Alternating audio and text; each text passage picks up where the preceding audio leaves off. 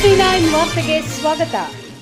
ಸಂಪೂರ್ಣ ಒಳ ಮೀಸಲಾತಿ ಜಾರಿಗೆ ಆಗ್ರಹಿಸಿ ನಡೆಯುತ್ತಿರುವ ಹೋರಾಟಕ್ಕೆ ಶ್ರೀ ಎಸ್ ಸಂಗಮೇಶ್ ಅಣ್ಣ ಅಭಿಮಾನಿ ಬಳಗದಿಂದ ಸಂಪೂರ್ಣ ಬೆಂಬಲ ವ್ಯಕ್ತಪಡಿಸಲಾಗುತ್ತದೆ.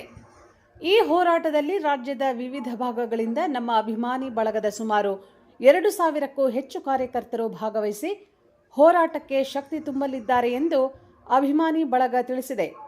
ಸಂಪೂರ್ಣ ಒಳ ಮೀಸಲಾತಿ ಜಾರಿಗೊಳ್ಳುವವರೆಗೆ ನಡೆಯುವ ಈ ಹೋರಾಟದಲ್ಲಿ ಸಕ್ರಿಯವಾಗಿ ಭಾಗವಹಿಸಿ ಸಂಘಟನೆಗೆ ಬೆಂಬಲ ನೀಡುವುದಾಗಿ ಬಳಗ ಘೋಷಿಸಿದೆ.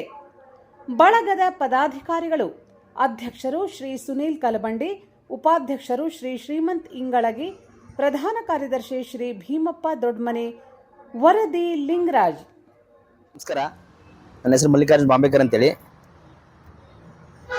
ಕರ್ನಾಟಕ ಸಂಪೂರ್ಣ ಒಳ ಮೀಸಲಾತಿ ಒಕ್ಕೂಟದಿಂದ ಮಾತಾಡ್ತಾ ಇದ್ದೀವಿ. ಕರ್ನಾಟಕ ರಾಜ್ಯದಲ್ಲಿ ಈಗ ಆಲ್ರೆಡಿ 30-35 ವರ್ಷ 40 ವರ್ಷ ಸುದೀರ್ಘವಾದ ಒಂದು ಹೋರಾಟದ ಮುಖಾಂತರ ನಮ್ಗೆ ಒಳ ಮೀಸಲಾತಿ ಬೇಕು ಅಂತೇಳಿ ನಾವು ಇವತ್ತಿನವರೆಗೂ ಹೋರಾಟ ಮಾಡ್ತಾನೆ ಇದ್ದೀವಿ. ಆದರೆ ಒಳ ಮೀಸಲಾತಿ ನಮಗೆ ಸಿಗ್ತಾ ಇಲ್ಲ. ಎಲ್ಲ ಆಳುವ ಸರ್ಕಾರಗಳು BJP ಆಗಿರ್ಬೋದು, ಕಾಂಗ್ರೆಸ್ ಆಗಿರ್ಬೋದು, JDS ಆಗಿರ್ಬೋದು ನಮಗೆ ಕಣ್ಣು ಒರೆಸೋ ಕೆಲಸನೇ ಮಾಡಿದೆ.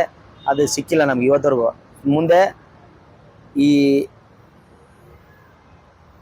26-27ಗೆ ಅವರು ಡೆಡ್ಲೈನ್ ಏನೋ ಕೊಟ್ಟಿದ್ದಾರೆ ಸರ್ಕಾರದಿಂದ. 27ಗೆ ನಾವು ಮಾಡ್ತೀವಿ ಅಂತ ಹೇಳಿದ್ದಾರೆ.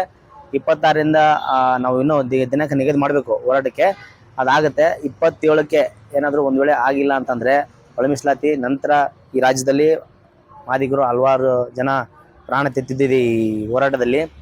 ಮುಂದೆ 27ನೇ ತಾರೀಕು ಏನಾದರೂ ಒಂದು ವೇಳೆ ಆಗಿಲ್ಲ ಅಂದರೆ ಬಹಳ ಸುದೀರ್ಘವಾದ ಹೋರಾಟ ಮಾಡ್ಕೊಂಡು ಬಂದಿದ್ದು ಸಾಕಾಗಿದೆ. ಇನ್ಮೇಲೆ ಇಷ್ಟು ದಿನ ನಾವೆಲ್ಲ ಶಾಂತಿ ಹೋರಾಟ ಮಾಡ್ಕೊಂಡು ಬಂದಿದ್ದೀವಿ.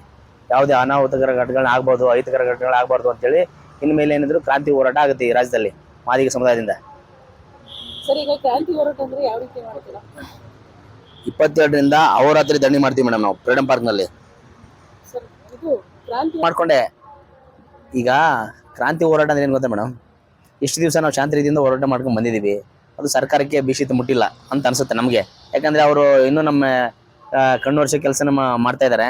ಹಾಗಾಗಿ ಮುಂದೆ ಏನು ಮಾಡಬೇಕು, ಅನಿರ್ದಿಷ್ಟಾವಧಿ ಧರಣಿ ಸತ್ಯಾಗ್ರಹ ಮಾಡಿಕೊಂಡು ಅದು ಜಜ್ಜೇದೇನೆ ಹೋರಾಟ ಅಂದರೆ ಈಗ ಸರ್ಕಾರಕ್ಕೆ ಬಿಸಿ ಮುಟ್ಟೋ ಥರ ಹೋರಾಟ.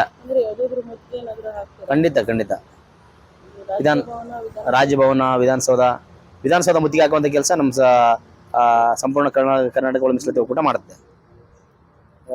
ಸರಿ, ಈ ರೀತಿ ಈಗ ಲಾಸ್ಟ್ ಫ್ರೀಡಂ ಪಾರ್ಕ್ ಅಲ್ಲಿ ತಾವು ಹೋರಾಟ ಮಾಡಿದ್ರಲ್ವಾ? ಹೌದು ಮೇಡಮ್. ಅವಾಗ ಅಹೋರಾತ್ರಿ ಹೋರಾಟ ಅಂತ ಹೇಳಿದ್ರಲ್ಲ? ಅಹೋರಾತ್ರಿ ಹೋರಾಟ ಅಂತ ಅದು ಅವರು ನಮಗೆ ಅವತ್ತಿಗೆ ಆಯ್ತು, ನೀವು 27ನೇ ತಾರೀಕು ನಮ್ಗೆ ಟೈಮ್ ಕೊಡಿ, 27ನೇ ತಾರೀಕಿಗೆ ನಾವು ಎನಿ ಕಂಡೀಷನ್ ನಾವು ಸಚಿವ ಸಂಪುಟ ಸಭೆ ಕರೆದ್ಬಿಟ್ಟು ನಾವು ತೀರ್ಮಾನಕ್ಕೆ ಬರ್ತೀವಿ ಅಂತ ಹೇಳಿದ್ದಾರೆ. ನಾವು ಅದಕ್ಕೆ ಕಾದು ನೋಡ್ತಾ ಇದ್ದೀವಿ 27ನೇ ತಾರೀಕುವರೆಗೂ. ಒಂದು ವೇಳೆ 27ನೇ ತಾರೀಕು ಆಗಿಲ್ಲ ಅಂದರೆ ನಾವು ಅಹೋರಾತ್ರಿ ಧರಣಿ ಅನಿರ್ದಿಷ್ಟಾವಧಿ ಸತ್ಯಾಗ್ರಹ ಸ್ಟಾರ್ಟ್ ಮಾಡ್ತೀವಿ ಫ್ರೀಡಂ ಪಾರ್ಕಲ್ಲಿ. ಈಗ SC/ST ಮೀಸಲಾತಿ ಜಾರಿ ಮಾಡಿದಾರಲ್ಲ, ಅದರಲ್ಲಿ ಒಳ ಮೀಸಲಾತಿ ಅಂದ್ರೆ ನಿಮ್ಮ ಮಾದಿಗ ಸಮುದಾಯಕ್ಕೆ ಎಷ್ಟು % ನೀವು ಕೇಳ್ತಾ ಇದ್ದೀರಾ? ಮಾದಿಗ ಸಮುದಾಯಕ್ಕೆ 6% ಕೇಳ್ತಾ ಇದೀವಿ ಮೇಡಮ್.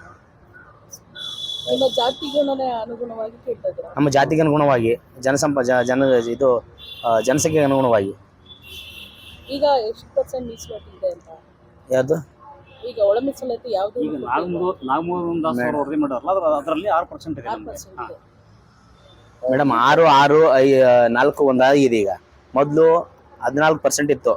ನ್ಯಾಯಮೂರ್ತಿ ಸದಾಶಿವ ಆಯೋಗದ ವರದಿಯಲ್ಲಿ 6, 5, 3, 1 ಅಂತ ಇತ್ತು. 6 ಮಾದಿಗರಿಗೆ, 5 ವಲಯರಿಗೆ, 3 ಬೋವಿ ಲಂಬಾಣಿ ಕೊರ್ಮ ಕೊರ್ಚೆಗೆ ಅಂತ, 1 ಬೋವಿ ಲಂಬಾಣಿ ಕೊರ್ಮ ಕೊರ್ಚೆಗೆ ಅಂತ ಇತ್ತು.